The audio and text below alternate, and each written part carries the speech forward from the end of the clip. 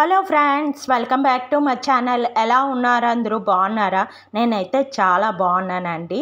ఈరోజు వీడియోలో rosemary లీవ్స్తోని oil ఎలా ప్రిపేర్ చేసుకోవాలో అనేది మీకు షేర్ చేస్తానండి.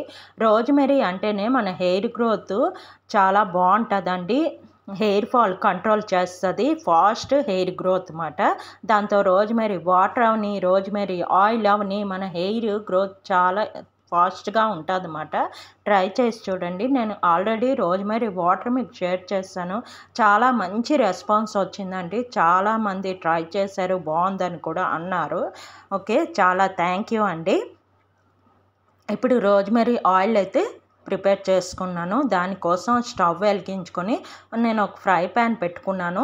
మీ ఇష్టం, కళాయి కానీ లేదంటే ఒక పెద్ద గిన్నెలాగా పెట్టుకొని, అంటే డబల్ బాయిలింగ్ సిస్టమ్ లాగా చేసుకోవాలి. అన్ని ఆయిల్ లాగా కాదు. ఇదేంటంటే డైరెక్ట్గా పొయ్యి మీద పెట్టేస్తే మాడిపోతుంది, అదొక స్మెల్ లాగా వస్తుంది అన్నమాట. మనం మందార పూలు కానీ కరివేపాకు ఆయిల్ అలాంటివి చేస్తాం కదా, అలా చేయకూడదు. ఇది డబుల్ బాయిలింగ్ సిస్టంలో చేసుకోవాలన్నమాట. కింద ఫ్రై ప్యాన్ పెట్టుకున్నాను, దానిలో వాటర్ వేసుకున్నాను. మీదన ఒక గిన్నె పెట్టుకొని దానిలో ఒక 50 grams అంతే ఆయిల్ వేసుకున్నాను. ఇది ఎక్కువ ప్రిపేర్ చేసుకోకూడదండి, ఎందుకంటే ఎక్కువ రోజులు ఉందనుకోండి అదొక స్మెల్ వస్తుంది అన్నమాట. మనకి ఒక 5 to 6 times యూజ్ అయ్యేలాగా చూసుకొని చేసుకోవచ్చు అన్నమాట. అంతే. అయిపోయింది అనుకోండి, మళ్ళీ ప్రిపేర్ చేసుకోండి, ఏం ప్రాబ్లం లేదు. కానీ ఒక్కసారి ఎక్కువ చేసుకున్నాం అనుకోండి మంచిది కాదు, స్మెల్ అది వస్తుంది. ఇది ఫ్రిడ్జ్లో పెట్టవలసిన పని కూడా లేదు, రూమ్ టెంపరేచర్లో పైన పెట్టుకోవచ్చు. ఓకేనా. నేను ఇక్కడ ఆయిల్లోని ఒక చిన్న స్పూను మెంతులు వేసుకున్నాను, మామూలు స్పూన్తోని రోజ్మెరీ లీవ్స్ వేసుకున్నాను. అంతే. వేసుకొని మీడియంలో పెట్టుకోవాలి పొయ్యి, హైలో ఎప్పుడు పెట్టకూడదు. సిమ్ టు మీడియం పెట్టండి. ఎందుకంటే హై పెట్టగానే కింద నీళ్ళు ఫాస్ట్గా ఇది అయిపోయి మనకు ఆయిల్ రాదన్నమాట. అందుకు స్లో ప్రాసెస్లో అవ్వాలి ఆయిల్. అందుకు సిమ్లో పెట్టుకుంటే ఇంకా బెటర్. ఓకేనా. ఇలాగ కొంచెం కలిపేసుకొని ఒక 15 minutes అవ్వాలండి. ఇక్కడ నాకు కొంచెం లీవ్స్ ఎక్కువ అయిపోయి అనిపించిందో అందుకు కొంచెం మళ్ళీ ఆయిల్ వేసాను అనమాట. అంతే.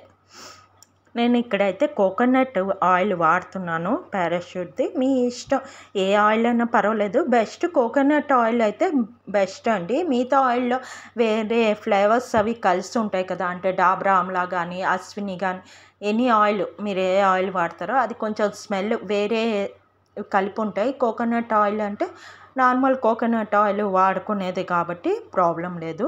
మీ ఇష్టం, దేనిలోనైనా ట్రై చేయండి, కానీ కోకోనట్ ఆయిల్ అయితే బెటర్ నా ఉద్దేశం.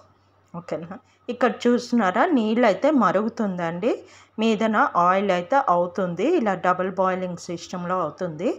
అలాగ ఉండాలని అవసరం లేదు, కానీ మధ్య మధ్యలో కలుపుతూ ఉండాలి, మరీ వదిలేయకూడదు. ఓకేనా. ఇలాగా గ్రీన్ కలర్లో వస్తుంది అన్నమాట ఆయిల్. అయిపోయిన తర్వాత స్టవ్ ఆపేసిన ఒక 2 hours తర్వాత అయితే చల్లారిపోయిన తర్వాత ఇప్పుడు ఒక బాటిల్లో అయితే తీసేసుకుందాం. క్లీన్ గ్లాస్ బాటిల్లో తీసేసుకుంటున్నాను. బెస్ట్ మాట, ప్లాస్టిక్ బాటిల్ కన్నా గ్లాస్ బాటిల్లో బెస్ట్ మాట. ఇవి మనకి డిమార్ట్లో దొరుకుతాయి కదా చిన్న చిన్న బాటిల్స్, దానిలో అయితే తీసుకున్నాను. ఒక నెట్ పెట్టి నెట్లోని టీ వాటర్ తీసింది ఉంటుంది కదా, దానిలోని వేసుకొని తీసుకోవాలన్నమాట. అది కట్ అయిపోయింది క్లిప్ నేను తీయడం అనేది.